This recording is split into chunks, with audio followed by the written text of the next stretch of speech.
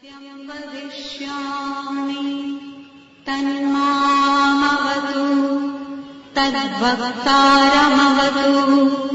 अवतु माम् अवतु वक्तारम्। ॐ शान्ति शान्ति शान्तिः।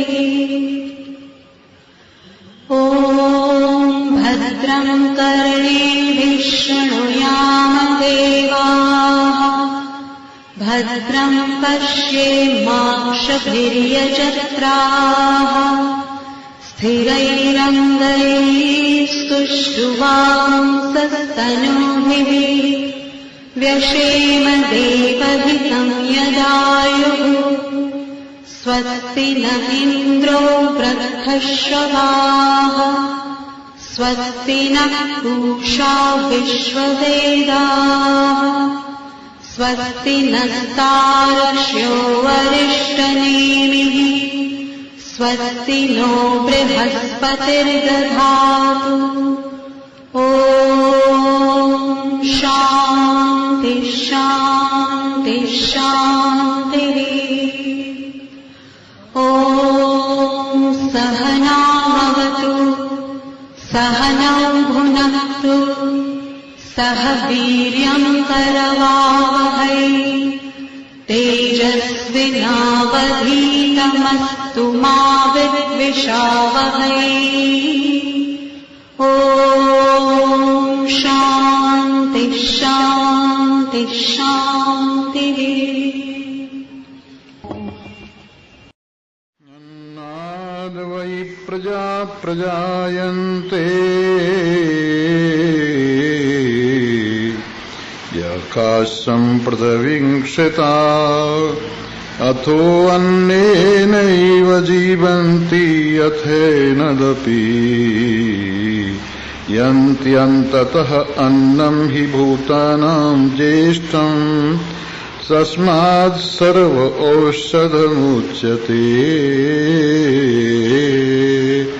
सर्वं वैते अन्नानवन्ति यन्नं ब्रह्मोपासति अन्नं हि भूतानां ज्येष्ठम् तस्मात् सर्वौषधम् मुच्यते।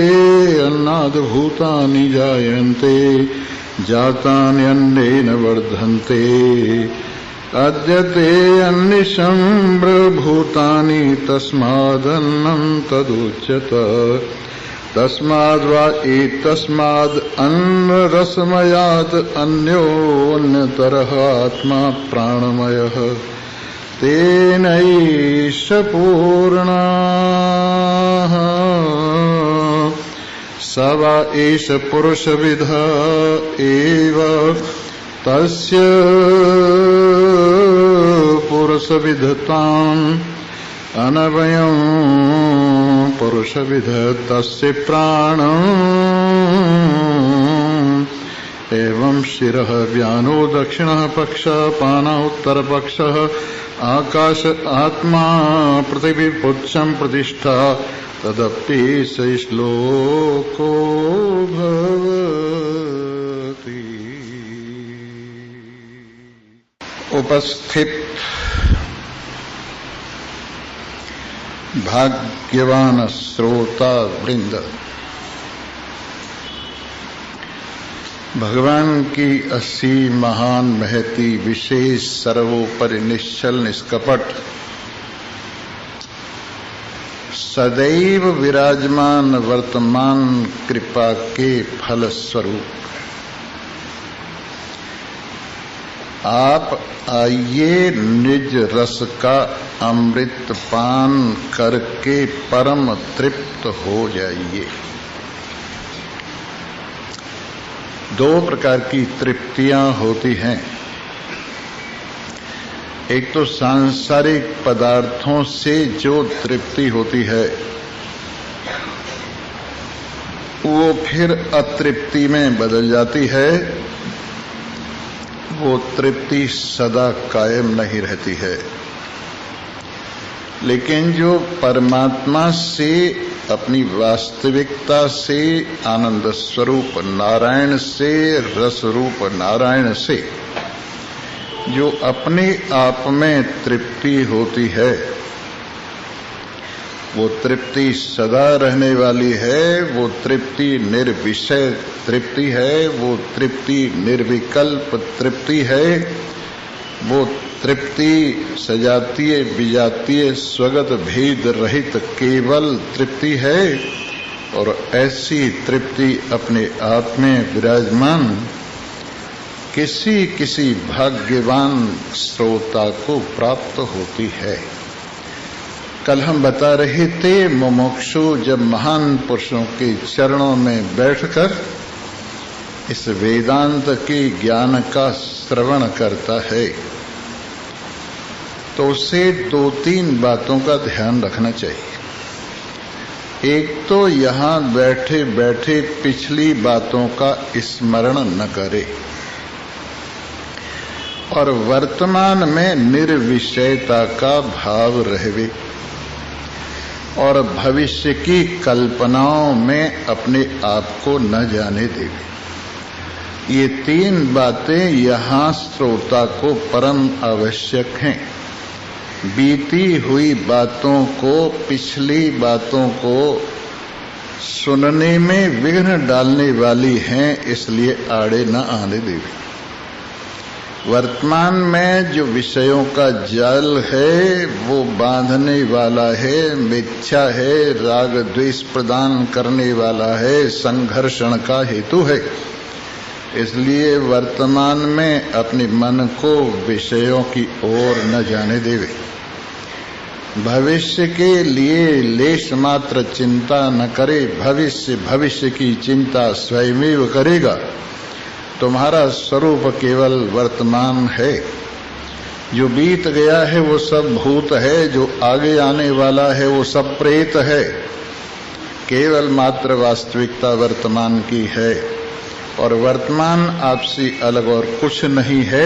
आप ही वर्तमान साक्षात अपरोक्षात ब्रह्म हैं। आप सदा वर्तमान हैं। वर्तमान काल आपके सामने हाजिरी लगाकर वर्तमानता को प्राप्त होता है। भूतकाल आपको हाजिरी लगाकर चला गया है। भविष्य काल हाथ जोड़े खड़ा है आपके दरबार में वर्तमान होने के लिए। इसलिए 3 कालों को सिद्ध करने वाले त्रिकालातीत, समस्त देशों को यहाँ और वहाँ की कल्पना को सिद्ध करने वाले देशातीत, समस्त वस्तुओं को अपनी कृपा से वर्तमानता देकर उनमें अस्तित्व और फुरना देने वाले, चेतना देने वाले, ये समस्त वस्तु आप में कल्पित हैं। ऐसे देश काल वस्तु से अपरिच्छिन्न पदार्थ, ये आनंद, ये तृप्ति सचमुच अपनी तृप्ति है और इसने इस अपनी तृप्ति को कोई छीन नहीं सकता। इस अपनी तृप्ति में सदा विराजमानता ये महान पुरुषों का परम लक्ष्य है। इस मस्ती को प्राप्त करके आदमी हर वक्त खुश रहता है और ऐसी स्थिति रहती है कि राजी हैं हम उसी में जिसमें तेरी रजा है। राजी हैं हम उसी में जिसमें तेरी रजा है। यहाँ यूं विवाह हुआ है और यूं विवाह हुआ है। घर यार की मर्जी हुई घर छोड़ के बैठे, घर यार की मर्जी हुई मुंह मोड़ के बैठे। घर बार छुड़ाया तो वही छोड़ के बैठे। चाहा उन्होंने जिधर को मुंह मोड़ के बैठे। गुदड़ी जो उड़ाई तो वही ओढ़ के बैठे। जो शाल उड़ा दी तो उसी शाल में खुश हैं। पूरे के मर्द वो ही जो हर हाल में खुश हैं। दुकान पे कहाँ सोने को वो हाट में सोए, रास्ते में कहाँ सोने को वो बाट में सोए, घर खाट बिछाने को मिली खाट में सोए, जो टाट बिछाने को मिली टाट में सोए, जो खाल बिछा दी तो उसी खाल में खुश हैं, पूरे हैं मर्द वो ही जो हर हाल में खुश हैं, उनके तो जहां में अजीब अजब आलम है नजीरा हो, क्या जाने बंदे हैं या फरस्ते हैं नजीरा हो, ऐसे तो जहां में वली अब कम है नजीरा हो, हरान में हरवान में खुर्रम है नजीरा हो, रखो उन्हें जिस ढाल में उसी ढाल में खुश हैं, पूरे हैं मर्द वो ही जो हर हाल में खुश हैं, पूरे हैं मर्द वो ही जो हर हाल में खुश हैं। पर इस अधूरे जगत से तो कोई पूरा होता नहीं है, ये सारा जगत अधूरा है, उत्पन्न होने वाला है, विनष्ट होने वाला है, क्षण क्षण में बदलने वाला है, स्वयं स्वयं से सिद्ध नहीं है, स्वयं स्वयं में अधूरा है। इस अधूरी दुनिया से कौन तृप्त होगा? चाहे कितनी ही मिल जाए, जितनी मिलेगी उतना और लालच बढ़ेगी, जिम प्रति लाभ लोभ अधिकाई। रावण के सिर भगवान श्री राम जब काटने लगा तो एक के बाद दूसरा, दूसरे के बाद तीसरा कटने पर सिर प्रकट होने लगे, और ऐसी हालत हो गई जैसे हर लाभ पर लोभ बढ़ता है, उसी प्रकार से उसके सिर कटते भी जाते हैं और बढ़ते भी जाते हैं। इसलिए संसार के लाभ से कोई संतुष्टि नहीं है, ये लाभ तृप्ति का हेतु नहीं, लालच का हेतु है। लेकिन जो अपना लाभ है, जिस लाभ को हानि में परिणत नहीं किया जा सकता, जो अपने आप में विराजमान अपनी वास्तविकता है, जिसे भूले हुए है और महान पुरुषों के द्वारा बताने पर समझ लेता है। जैसे हाथ में बांधी हुई घड़ी कई बार भूल जाता है, और जब इसे कोई दूसरा बताता है तो इसको ध्यान आता है कि हाँ मेरे हाथ में ही है घड़ी।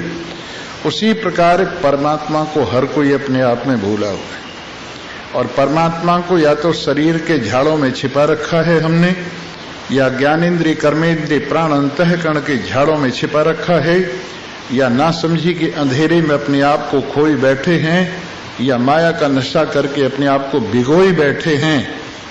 लेकिन जिस समय आंखें खुलती हैं और अपने आप को अपने में पाता है तो संतुष्ट हो जाता है।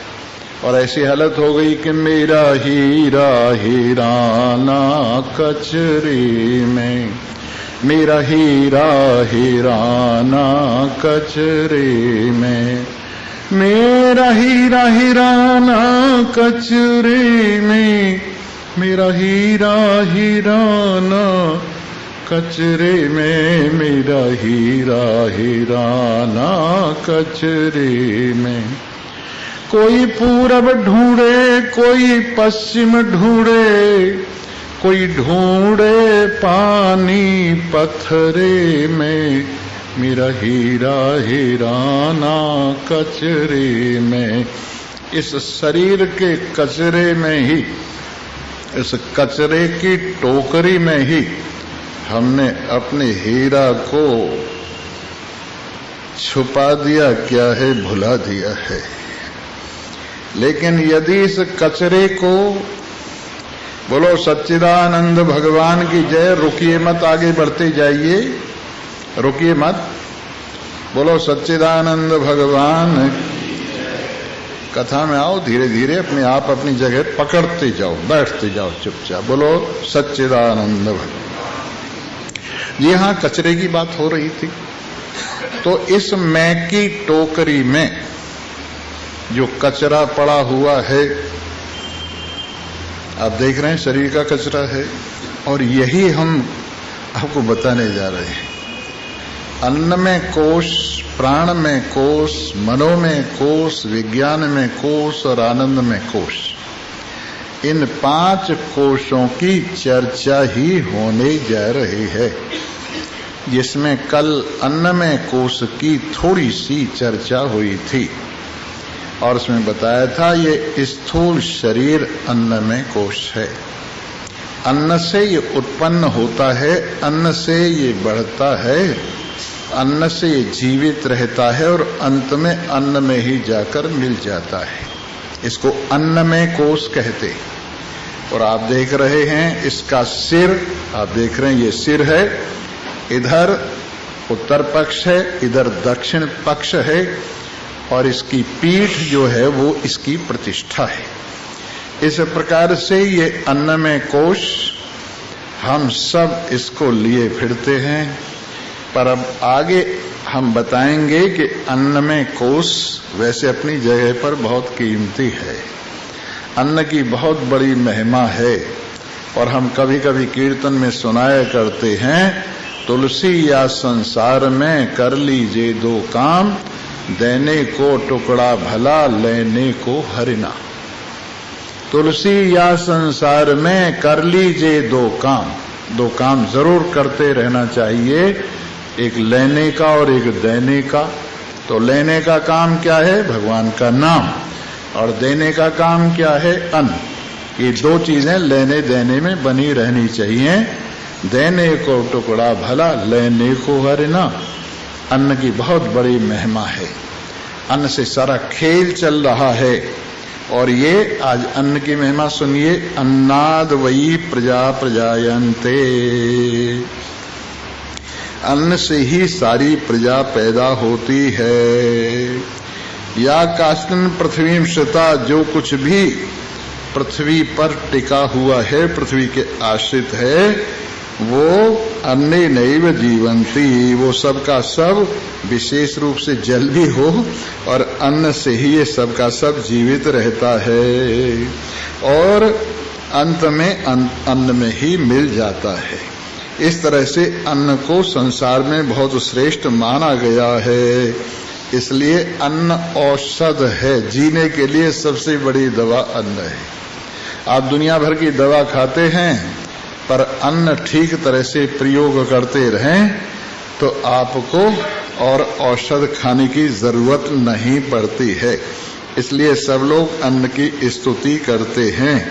जो अन्न को ब्रह्म रूप से उपासना करता है और जानता है कि अन्न ही प्राणियों में, देखने वाले प्राणियों में सबसे श्रेष्ठ वस्तु है, और जो इसको औषध रूप से जानता है, वो जानता है अन्न से सब कुछ पैदा होता है, अन्न से सब कुछ बढ़ता है और अन्न में ही सब कुछ वापस चला जाता है। तो ये अन्नमय कोश की महिमा है। ये अन्नमय कोश क्यों पूजनीय है? क्योंकि इसमें नारायण रहता है। नारायण का निवास स्थल होने से ये अन्नमय कोश भी पूजनीय है। शरीर की बड़ी प्रशंसा है, बल्कि मैं यहाँ तक कहूँगा कम से कम ये मनुष्य शरीर तो बहुत ही प्रशंसनीय है। ये मनुष्य शरीर रूप से अन्नमय कोश जो हमारे पास है, इसकी महिमा बड़ी है और भगवान की सबसे पहली कृपा है। भगवान जब कृपा करते हैं तो उस व्यक्ति को मनुष्य शरीर प्रदान करते हैं। और ये रामायण में आया है कि जीव का क्या हाल है? काल कर्म स्वभाव गुण घेरा, फिरत जीव माया कर प्रेरा। कबहु की कर करुणा नर देही, देत ईश बिन हेतु सनेही। ये 4 चक्र हैं जो जीव को संसार के चक्र में रगड़ रहे। एक काल चक्र है, देख लीजिए, प्रातः काल होती है सब जग जाते हैं, सायंकाल हो जाती है सब लमलेट हो जाते हैं। काल के क्रम से उन्नति होती है, काल के क्रम से अवनति होती है। काल से आदमी ऊपर चढ़ जाता है, समय आने पर नीचे आ जाता है। इसलिए काल चक्र सारे संसार को ऐसे घुमा रहा है जिस तरह से यंत्र पर चढ़ी हुई बाल्टियां रहट में घूमती। ये काल चक्र है। इसके बाद कर्म चक्र है। 3 तरह के कर्म होते हैं, शुभ होते हैं, अशुभ होते हैं और मिश्रित होते हैं। जब शुभ कर्म मिलने का फल होता है तो आदमी स्वर्ग तक छलांग लगाता है और यहां भी बड़ी बड़ी डींगे हाँकता है। जब शुभ कर्म का फल आता है तो सुखी हो जाता है, श्रेष्ठ योनियों को प्राप्त होता है, श्रेष्ठ भोगों को प्राप्त होता है, श्रेष्ठ पदार्थों को प्राप्त होता है। और जब कुकर्मों का फल आता है तो व्यक्ति जो चीज हाथ डालता उसी में हरिओम तत्सत हो जाती है। और इस तरह से वही आदमी जो अपने आप को बड़ा चतुर कहलाता था, मूर्खों में गिना जाता। ये काल कर्म का ही फल है। और मिश्रित होते हैं तो कभी डामाडोल रहता है, कभी उधर कभी उधर। ये कर्म चक्र आदमी को रगड़ रहा है। इसके बाद स्वभाव हैं, लोगों की आदतें जो पड़ी हुई हैं। ये आदतें आदमी को बड़ा परेशान करती हैं। किसी को शराब पीने की आदत पड़ गई, किसी को बीड़ी पीने की आदत पड़ गई, किसी को मीट खाने की आदत पड़ गई, और तरह तरह की सैकड़ों अशुभ आदतें हैं। और ये जानते हुए भी कि ये नुकसान देने वाली चीजें फिर भी नहीं छोड़ता है। और इनसे बड़ी भी आदतें हैं, जैसे क्रोध की आदत है, जैसे काम की आदत है, जैसे लोभ की आदत है, जैसे मोह की आदत है, जैसे राग द्वेष। ये हम अनेक जन्मों से आदत खींच कर लाए हैं। यहाँ काल, कर्म, स्वभाव और गुण, सतोगुण, रजोगुण, तमोगुण। जब सतोगुण होता है मन के अंदर शांति होती है, चैन होता है, भजन में जी लगता है, सत्संग को जी करता है, स्वाध्याय को जी करता है और अच्छी अच्छी बातों में मन लगता है। और जब रजोगुण होता है तो शरीर में हलचल हो जाती है, मन दौड़ भाग करने लगता है, विषयों की आकांक्षा जागृत हो जाती है, मान बढ़ाई की आकांक्षा जागृत हो जाती है।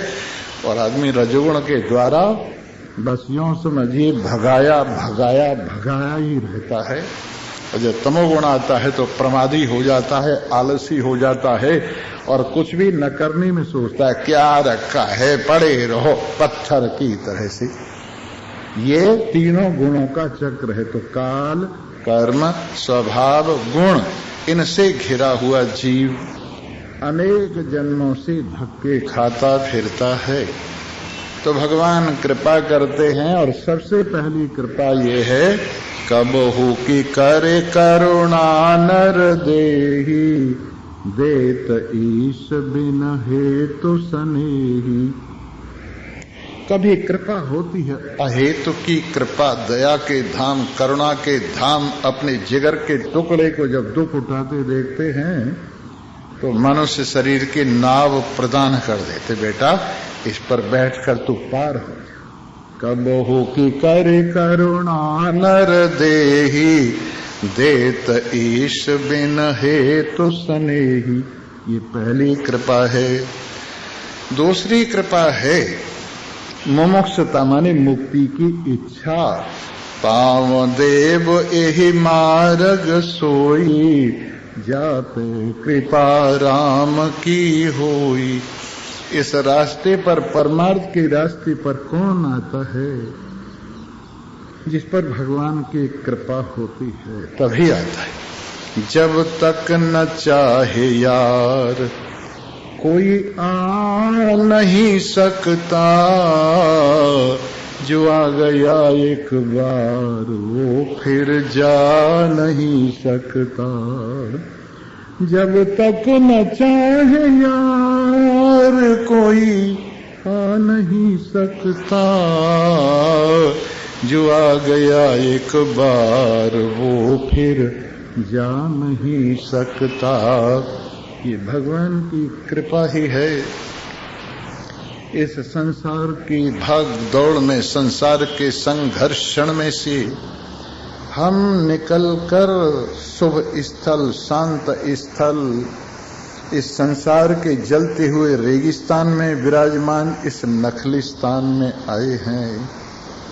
यहाँ पर सुभग सुंदर श्रेष्ठ निर्मल वृक्षों की छाया और फल, साथ में सुंदर जल और चैन ही चैन है सत्संग में। तो ये भगवान की कृपा है। जो मन हमारा इधर आया है। फिर तीसरी कृपा है, राम कृपा कर चित वही जेहि, संत विशोध मिला वही तेहि। राम जिसको अपनी कृपा दृष्टि से देखते हैं उसको अच्छे संतों से मुलाकात करा देते हैं। और आप जानते हैं, प्रथम भगति संतान कर संगा, दूसरी रति मम कथा प्रसंगा। भगवान श्री राम ने जो शबरी को नवधा भक्ति का उपदेश दिया है, उसमें सबसे पहली बात यही है कि प्रथम भगति संतन कर संगा। सबसे पहली भक्ति संतों का साथ है। और वो किस लिए किया जाता है? भगवान की कथा सुनने के लिए, सत्संग के लिए, आत्मज्ञान के लिए संतों का साथ किया जाता है। गप मारने के लिए थोड़े ही किया जाता। संतों का साथ तो भवसागर से पार होने की मल्लाह की तरह से उनकी कृपा प्राप्त की जाती है। तो इस प्रकार से संतों का साथ सबसे पहली कृपा है। और फिर दूसरी कृपा, मेरी कथाओं में रुचि। जब ये ज्ञान सुनता है व्यक्ति, इस कथा को सुनता है, संसार की ओर से उन्मुख होता है, अपने स्वरूप की ओर आमुख होता है, तो इसको जिंदगी का मजा आ जाता है। और यहाँ आकर इतना सुखी होता है कि जीने का मजा आ गया है। लो जी जीने का मजा आ गया है, जो नहीं छूटे किसी के छुड़ाए, ऐसा नशा छा गया है, जो नहीं जाए किसी के छिपाए, ऐसा नशा छा गया है, लो जीने का मजा आ गया है, लो जीने का मजा आ गया है। ऐसा रंग चढ़ा मेरे मन पर, ऐसा रंग चढ़ा मेरे मन पर, कोई दीवाना इसे चढ़ा गया है, लो जीने का मजा आ गया है, जीने का मजा आ गया है। वाह वाह, अपने आप से अपने आप में तृप्ति हो रही है। वाह वाह, अपने आप से अपने आप में स्नान हो रहा है। वाह वाह, अपने आप से अपने आप में आनंद लिया जा रहा है। वाह वाह, अपने आप में अपने आप का मजा आ गया है। अपने आप ही प्रजा है, अपने आप ही राजा है, सब कुछ अपने आप ही है। इस प्रकार जब ये अपनी वास्तविकता में रमण करता है, पर ये अपने स्वरूप के दरवाजे संत खोलते हैं। बिना संतों की कृपा से आपके महल में विराजमान नारायण से आपकी मुलाकात नहीं हो सकती। तभी कहा है, वंदे भवानी शंकरो वंदे, श्रद्धा विश्वास रूपिणो, याभ्याम बिना न पश्यन्ति सिद्धा शांतस्थमीश्वरम्। भवानी शंकर की मैं वंदना करता हूं, तुलसीदास जी कहते। भवानी कौन है? श्रद्धा ही भवानी। पार्वती कौन है? श्रद्धा ही पार्वती है। और शंकर भगवान कौन है? विश्वास ही शंकर भगवान। भवानी शंकरौ वंदे, श्रद्धा विश्वास रूपिणौ, याभ्याम बिना न पश्यन्ति, जिन दोनों के बिना कोई भी नहीं देख सकता अपने हृदय में विराजमान अपने आत्मदेव परमात्मा को भी, जो सबसे नजदीक हैं, जो सबसे पास हैं। उनको देखने के लिए श्रद्धा और विश्वास के नेत्र चाहिए। और ये श्रद्धा विश्वास के नेत्र कहाँ से मिलते हैं? बिन सत्संग विवेक न होई, राम कृपा बिन सुलभ न सोई। ये विवेक, ये ज्ञान नेत्र, ये आत्मा अनात्मा का निर्णायक नेत्र बिना सत्संग के भला कहाँ से मिलता है? और भगवान की कृपा से सत्संग मिलता है। जी हाँ, भगवान ने बड़ी कृपा की है। ये मनुष्य शरीर प्रदान कर दिया है। भगवान ने बड़ी कृपा की है। भवसागर से पार होने की इच्छा, मुमुक्षुता हमारे हृदय में जागृत हो गई है। भगवान ने बड़ी कृपा की है। ज्ञान प्रदान करने वाले ईश्वर और जीव की एकता को सिद्ध करने वाले महान आचार्यों से अपनी मुलाकात हो गई है। सो अब के तो हमें बेड़ा पार करके ही जाना है। इस अन्नमय कोश के माध्यम से इतना अन्न हमने खाया है। इस अन्नमय कोश के माध्यम से इतना कपड़ा हमने पहना है। इस अन्नमय कोश के माध्यम से बढ़िया बढ़िया मकानों का मजा हमने लिया है। इस अन्नमय कोश के माध्यम से क्या क्या सुख हमें नहीं मिला है। इस अन्नमय कोश को प्रदान करके अन्न के माध्यम से इस अन्न का आनंद लेते हुए अन्नमय कोश व्यतीत हो रहा है। हाथ पर रखे हुए अंजलि के पानी की तरह से एक एक बूंद करके ये निपटा जा रहा है। इसका लाभ उठाइए। जो अन्न खाया खा रहे हैं, जो वस्त्र पहन रहे हैं, और जो कुछ हम भगवान की इस देन का उपयोग कर रहे हैं, इस अन्नमय कोश में नारायण का साक्षात्कार कीजिए। इस अन्नमय कोश में ही भगवान विराजमान है। कहीं दूर जाने की जरूरत नहीं है। एक बहुत सुंदर वेदांत का सिद्धांत है, दृष्टिम ज्ञानमयीं कृत्वा पश्येत् ब्रह्म में जगत। दृष्टिम ज्ञानमयीं कृत्वा, अपनी दृष्टि को ज्ञान में बनाकर सारे संसार को ब्रह्म रूप से अवलोकन कर। जब तक दृष्टि ठीक नहीं होगा, सृष्टि भी ठीक नहीं दिखाई देगी। दृष्टि ठीक होनी परम आवश्यक। अरे जाकी रही भावना जैसी, प्रभु मूरत ते न देखी तैसी। ये पूरा संसार नारायण ही तो है, नारायण ही है। ओशियन ऑफ ब्लिस, ये सारे का सारा ओशियन ऑफ ब्लिस, आनंद का सागर आप में हिलोरें ले रहा है।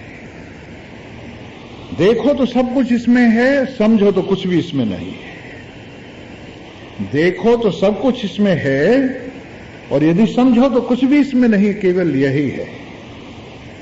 ये कैसा दिख रहा है? जैसी आपकी दृष्टि है। ये भगवान की मूर्ति, पूरा संसार, हजारों सिर जिसके हैं, हजारों कान जिसके हैं, हजारों हाथ जिसके हैं, हजारों पैर जिसके हैं, ऐसा नारायण, जैसी जिसकी दृष्टि वैसा उसको प्रतीत हो रहा है। इसलिए यदि आपकी दृष्टि अपने आप में से ज्ञानमयी होकर जागृत होती है, अहम ब्रह्मास्मि रूप से जागृत होती है, तो सारा संसार मेरा आत्मा, मेरे आत्मा से अलग कुछ भी नहीं। न कहीं ऊंचाई है, न कहीं नीचाई है, न कहीं विषमता लेश मात्र को नहीं है, न कहीं अपना है, न कहीं पराया है, न देश है, न काल है, न वस्तु है। सब इस ज्ञानमयी दृष्टि में विलय हो जाते हैं। पर ये ज्ञानमयी दृष्टि इस अन्नमय कोष में विराजमान होकर धीरे धीरे अंदर प्रवेश करें, अन्न का सदुपयोग करें, वस्त्रों का सदुपयोग करें, और ये जीवन फिर से नहीं मिलेगा, ये समझ लें। मेरे मित्रों, हम अपनी शक्तियों का सदुपयोग करें। हमारे पास विशेष शक्तियां हैं, आराम से बैठिए। और विशेष शक्ति क्या है? हमारे पास आंखें हैं। एक बार ऐसा हुआ, एक देवी आंखों में से निकली और उससे किसी ने पूछा, तुम्हारा नाम क्या है? कि मेरा नाम लज्जा है। तुम कहां रहती हो? मैं लोगों की आंखों में रहती हूं। कहने के बहुत अच्छी चीज, आंखों में लज्जा रहनी चाहिए। जिन आंखों में लज्जा नहीं, निर्लज्जता है, वो किसी काम का। देवी आंखों में विराजमान हो गई। फिर इसके बाद एक देवी और हृदय में से निकली। उस देवी से पूछा, तुम्हारा नाम क्या है? मेरा नाम दया है। कहने लगे बहुत सुंदर चीज, हृदय में दया रहना चाहिए, दया से सब कुछ बनता है। हृदय में विराजमान हो गया, दया हृदय में विराजमान हो गई। एक देवी और निकली और उससे पूछा, तुम्हारा नाम क्या है? कि मेरा नाम विद्या है, बुद्धि है, समझ है। तुम कहां रहती हो? मैं लोगों के दिमाग में रहती हूं, मस्तिष्क में रहती हूं। ये बहुत अच्छी बात है। मस्तिष्क में विचार रहना चाहिए, समझ रहनी चाहिए, ज्ञान रहनी चाहिए, विद्या रहनी चाहिए। एक देवी और निकली, उससे पूछा, तुम्हारा नाम क्या है? कि मेरा नाम शक्ति है। तुम लोग कहां रहती हो? मैं लोगों की पीठ में रहती हूं। चारों देवी अपनी अपनी जगह पर विराजमान हो गईं। फिर एक और व्यक्ति निकला आंखों में से, बड़ा धूर्त, काजल लगाए हुए, सजा सजाया और पता नहीं क्या क्या अटक मटक दिखाता हुआ। कहने के भाई तेरा नाम क्या है? कि मेरा नाम कामदेव है। कहां रहते हो? लोगों की आंखों में रहता हूं। पर वहां तो लज्जा रहती है कि तभी तक रहती जब तक मैं नहीं आता। मेरे आते ही लज्जा का पता नहीं कहां भाग जाती। कामातुराणाम भयम न लज्जा। जो कामातुर होता है, न भय होता है, न लज्जा होती है। कहने लगे बिल्कुल सही बात है। जहां पर ये काम रहता है वहां लज्जा भाग जाती है।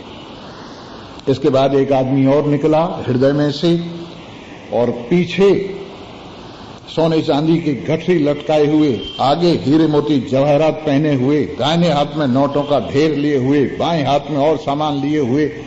कहने के भाई तेरा नाम क्या है? कि मेरा नाम लोभ है। तू कहां रहता है? मैं लोगों के हृदय में रहता हूं। पर वहां तो दया रहती है कि दया तभी तक रहती है जब तक मैं नहीं आता, और यदि मैं आ गया ना तो दया का पता नहीं लगेगा। बोले सही बात है, जहां लोभ होता है वहां दया नहीं रहती। इसके बाद एक और मस्तिष्क में से निकला, डंडा हाथ में लिए हुए, गाली देता हुआ। कहने लगे भाई तू कौन है? कि मेरा नाम क्रोध है। तू कहां रहता है? मैं लोगों के दिमाग में रहता हूं। पर वहां तो विचार रहता है, समझ रहती है कि समझ तभी तक रहती है जब तक मैं नहीं आता। मेरे आते ही समझ भाग जाती है। कहने लगे भाई सही बात है, जहां क्रोध रहता है वहां समझ कहां आई। इसके बाद चौथा एक आदमी और निकला, तपता हुआ, उबलता हुआ, पसीना छोड़ता हुआ। भाई तेरा नाम क्या है? कि मेरा नाम बुखार है, ज्वर है। तू कहां रहता है? लोगों की हड्डी में रहता हूं। पर वहां तो शक्ति रहती है कि बस शक्ति तभी तक रहती जब तक मैं नहीं आता, और मेरे आते ही शक्ति का पता नहीं कहां चली जाती है। तो आप समझ गए, भगवान ने हमें दोनों चीजें दी है।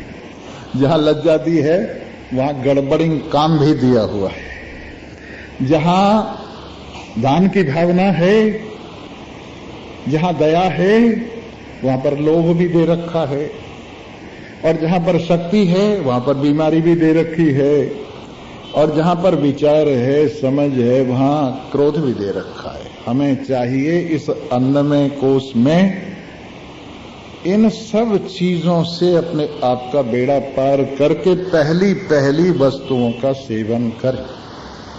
हम लज्जा का सेवन करें, और इसके बाद हम दया का सेवन करें, इसके बाद हम समझ का सेवन करें, और इसके बाद हम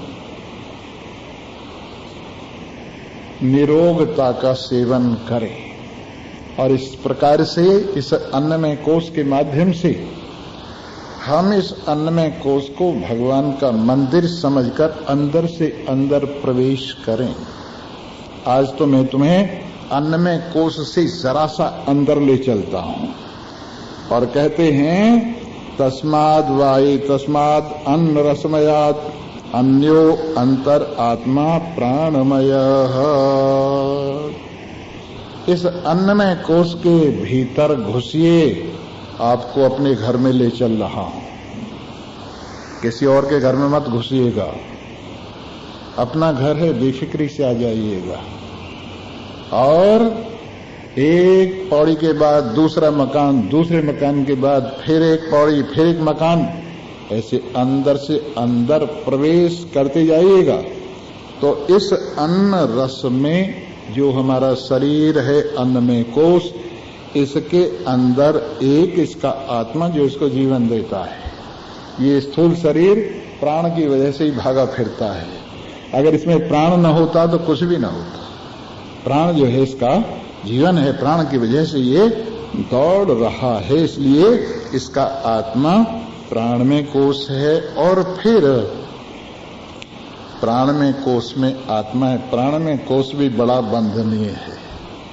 जैसे अन्नमय कोश बंधनीय है, वैसे प्राणमय कोश भी बंधनीय है। एक विशेष बात आपको बताऊं, अन्नमय कोश शक्ति को रोकता है, संभालता है, और प्राणमय कोश जो है वो शक्ति रूप है, शक्ति को बढ़ाता है, आप में शक्ति जागृत करता है। भगवान से प्राणमय कोश शक्ति लेता है और अन्नमय कोश उस शक्ति को संभालता है।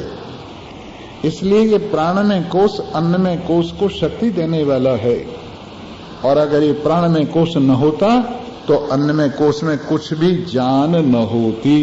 इसलिए ये इस अन्न में कोश के अंदर प्राणमय कोश इसका आत्म रूप से विराजमान है। तेनैव पूर्णः, इस प्राणमय कोश से पूरा अन्नमय कोश भरा हुआ है। एक भी जगह ऐसी नहीं है जहां प्राणमय कोश न हो।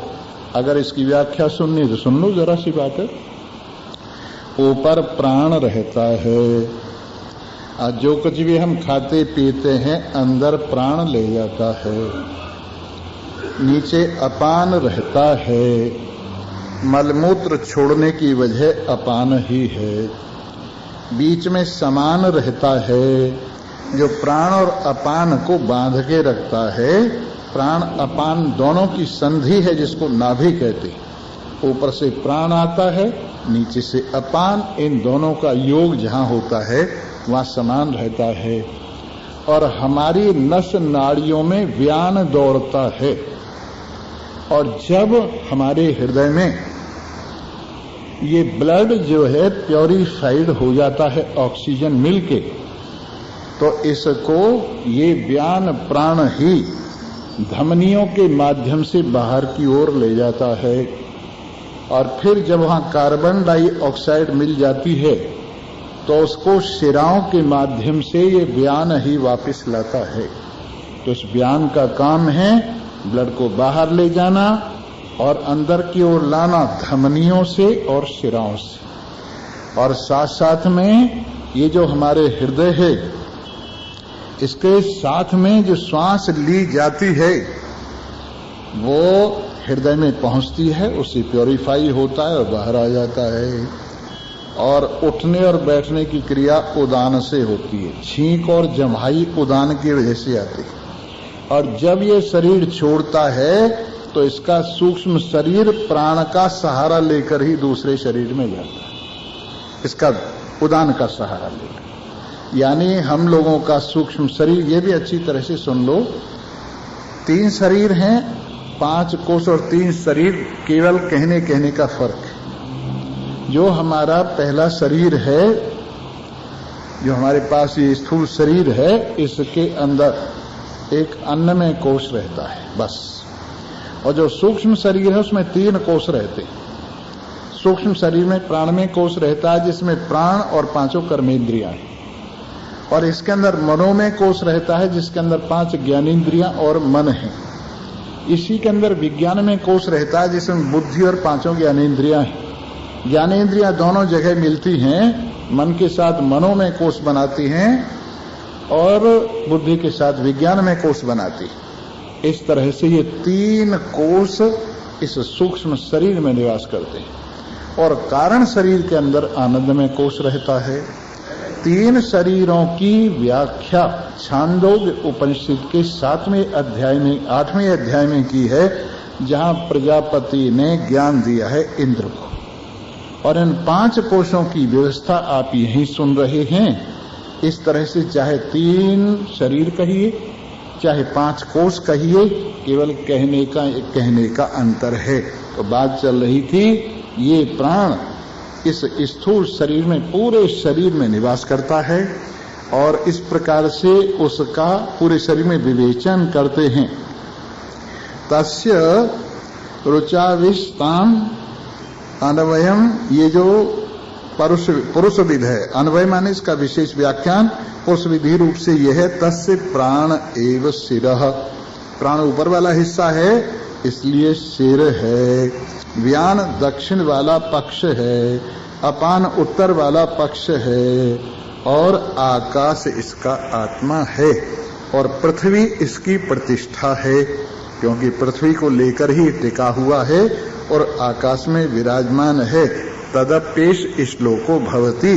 इसके बाद जो प्राण की स्तुति है अगले अनुवाक में कल को आपको बताएंगे, और फिर प्राण में से अंदर आपको मनोमय कोश में ले चलेंगे, और धीरे धीरे यात्रा करते करते आप अपने घर पहुंच जाएंगे। ऐसा हुआ, एक था गंधर्व देश में व्यापारी, जिसको आजकल गांधार देश कहते हैं, उसका नाम पहले गांधार देश था।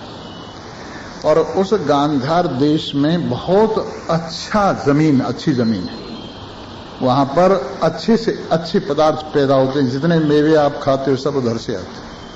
पहले अंगूर भी उधर से ही आया करता था, अब तो हिंदुस्तान में बहुत होने लगा है।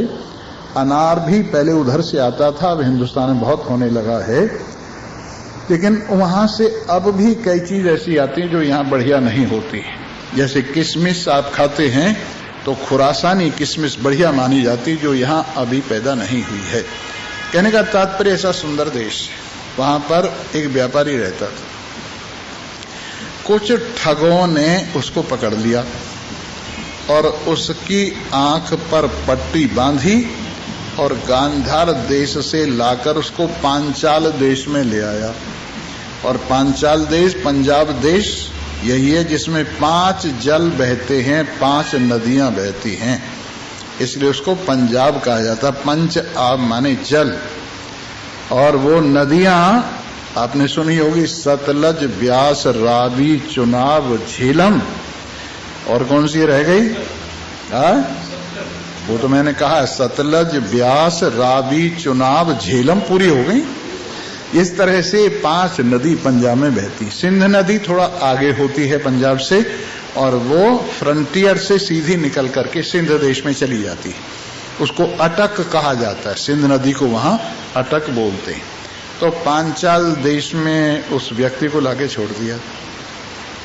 और पांचाल देश का अर्थ ये भी है, गांधार देश माने परमात्मा, और पांचाल देश माने संसार, जिसमें शब्द, स्पर्श, रूप, रस, गंध की 5 नदियां बहती। यहां लाके इसको छोड़ दिया।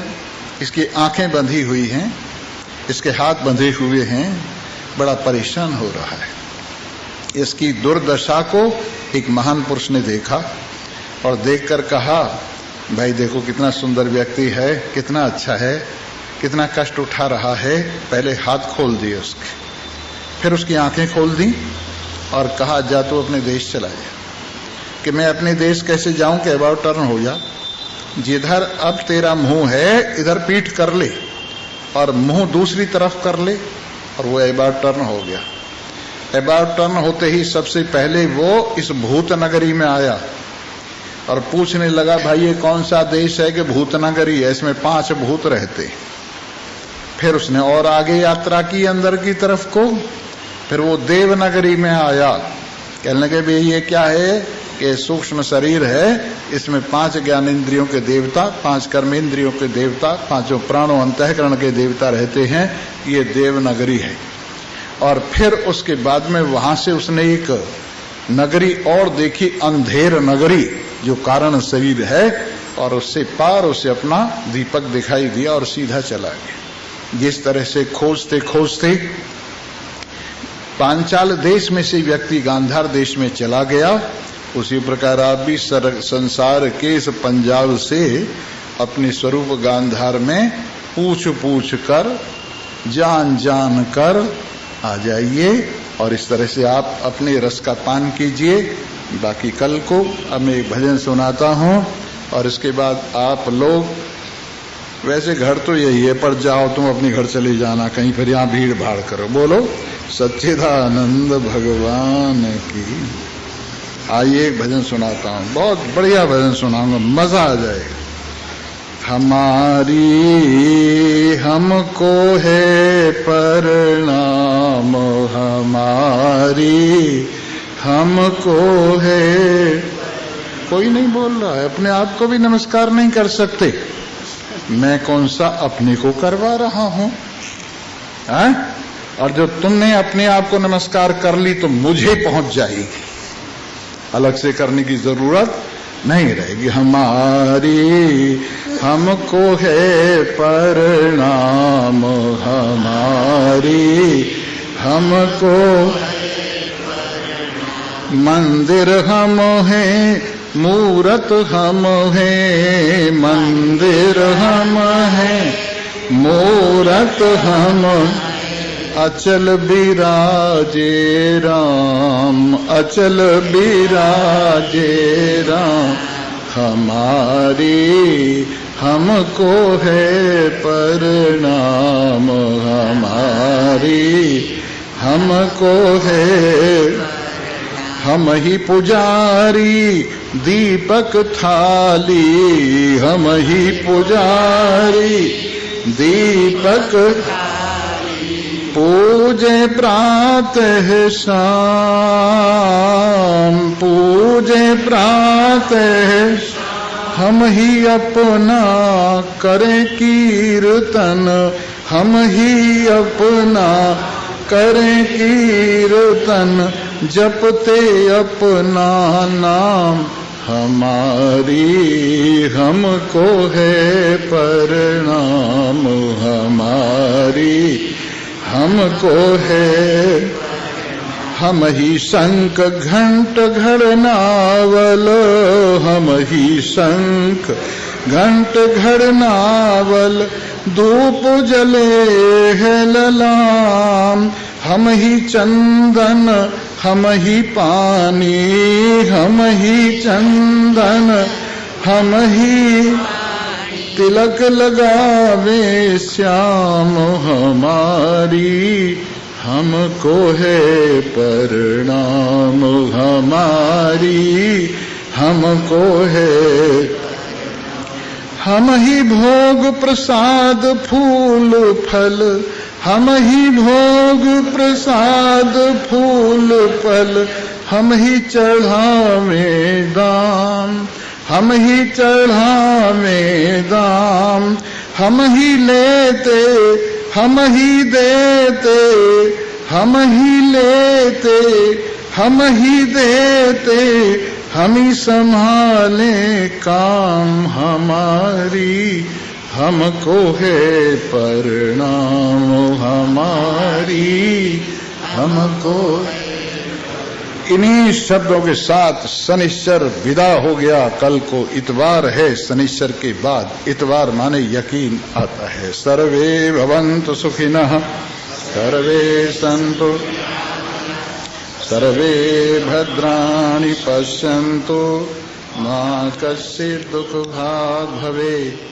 ओम